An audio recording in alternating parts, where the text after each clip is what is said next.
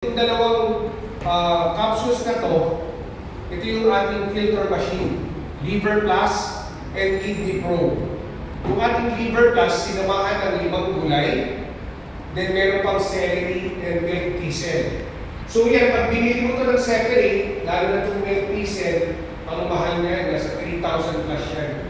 Pero ang maganda, nandito na sa capsule natin ng Liver Plus. Diba? Okay. Ano ba yung benefits ng milk thistle? Ayan, ito ay medyo hindi tayo familiar dito. Kasi ito ay napocultivate sa Europe at sa ilang parts ng North America. Ayan. Ini-extract yan at makukuha yung silimarin. Umiinom ka pa ng silimarin capsule. Yan ang maganda sa milk thistle para sa liver natin. Okay. Ano ba yung mga benefits ng ating milk thistle? Unang-una, nag-protect ng liver natin. Ayan, napakaganda yan. Protection. Tapos, nagpe-prevent ng decline ng brain function. Sino po ba kadalasan na may decline ng brain function? Yung na-stroke, di ba yung matataas ang blood pressure, yung may mga problem, yung mga nag-chemotherapy. So, kailangan mo ito. Okay? Yung milk thistle din, nagpo-protect ng ating mga buto. Ayan, ano ba? Nag-boost ng breast milk production, tumutulong din sa may mga problema sa mga balat, hindi lang simpleng sakit sa balat. Ayan, yung acne na yan, acne vulgaris na yan eh. Diba? Yung milk thistle din, naglo-lower ng blood sugar levels. Lalo na dun sa mga tao na 10 to 20 years, 30 years na umiinom ng maintenance saan? Sa blood sugar nila. Kaya anong kailangan ko? Isabay mo ka itong milk thistle. Diba yung Liver Plus natin? Para yung mga iniinom ng gamot, ma-filter naman. Diba? Ma-protection na yung liver natin at yung kidneys natin. Diba? Okay. Etong celery naman, kadalasan ginagamit natin sa pagkain. Diba? Spice yan. Tapos, nilalagay natin sa mga water natin para maging alkaline water. Totoo po yun. Maganda talaga yung celery natin. Tapos, pwede kong kainin yan. Mula sa stalk hanggang sa leaves. Okay? Ano yan? Beneficial yan talaga. Ano ba yung benefits pa ulit ng celery? Ito ay important source ng antioxidant. Ayan, ano ba? Nagre-reduce ng inflammation or pamamaga. Nagsusupport ng digestion. Ayan, madalas tayo nagkakaroon ng problem sa ating sikmura. Mayaman sa vitamins and minerals, lalo na yung low glycemic index. Kasi tayo mahilig tayo sa mga carbohydrates na pagkain. Kumakain tayo ng tinapay, may kanton pa yan, pansit kanton, may spaghetti pa yan, may pasta pa yan, di ba? May puto pa yan. Ano, di sabay-sabay na, puro carbohydrate, sugar pa rin yan. Pag na-breakdown sa katawan natin, lalo na ang rice. Kaso, talagang hindi natin mapipigilan hindi kumain ng rice. Pero pag natunaw sa katawan ng rice, sugar pa rin siya. Tama po ba yun?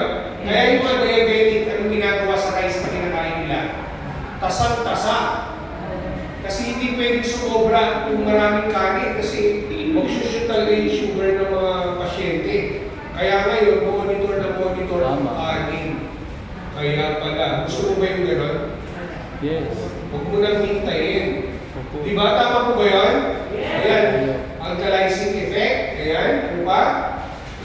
Ito naman yung anatomy Kapit tayo. ng organs natin. Ito na ng lungs.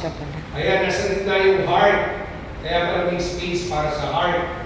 Yung liver natin, ayan, ang laki. Di ba? Yung second largest organ of our body. Ano yung number 1 largest organ ng katawan natin? Yung spleen. Di ba? Okay, spleen, ayan. Colon, ito yung large intestine. Small intestine, at ito yung appendix natin. Nasa right, lower quadrant ng tawag na. Hinati mo yan. Upper, right, lower quadrant. Ayan, dito naman, right, left naman. Left, tapos ito yung lower left. Okay? Ano ba yung functions ng liver naman? Ito po ay nag-filters ng blood. So, dumadaan pala lahat ng mga kinakain natin, iniinom natin mga gamot sa liver. Nagre-regulates ng amino acids. Ayan, yung mga proteins yan. Regulates blood clotting, nagpa-process ng glucose, at nag-store siya ng vitamins and minerals. Eh, paano kung marami kang iniinom na gamot? Ano i-store ng katawan natin? Ano i-store ng liver? Anong sasalain niya? Eh, kung synthetic na gamot yung iniinom mo, 10 gamot, meron ka rin 5 gamot sa isang araw. Kaya talaga masisira yung kidneys na, yung ating liver. Even yung kidneys pwede masira din. Di ba? Okay. Ito yung healthy liver. Ayan. At napakamahal mo na nagkakaroon ng liver cancer. Ayan. Ang healthy liver, cirrhotic na, oh. Ulubot na siya. Posible ito, smoker, at pwedeng alcoholic. Kaya ganito yung kanyang liver. Okay? Ayan, ito yung mga iba't ibang sakit ng liver natin. Hepatitis, cirrhosis, liver cancer, hemochromatosis, Reye's syndrome, non-alcoholic fatty liver disease. Pero palang non-alcoholic. Yung mga non-alcoholic, yung mga mahilig kumain ng mga matatabang pagkain, mga mantikang pagkain, yung mga maaalat na pagkain, yung pala yun. Kaya pala, liver disease, ano yung mga symptoms? Ito, pag ganito na yung nangyayari, bleeding from nose, vomiting blood, hindi lang pala pag nagsuka ka ng dugo, kadalasan iniisip ko, may problema ka sa baga. Hindi pala, pwede rin pala sa liver, oh. Yung pala nakita dyan, alam mo, dyan lang yung masakit sa'yo. Yung pala, may tama na rin yung liver. Okay, yung pagbabawas ng timbang, ang bilis, bigla ka na mamayang agad. Ayan, fatigue. Lagi kang pagod agad, wala ka pang ginagawa, pagod ka na. Diba? Tapos yung paninilaw.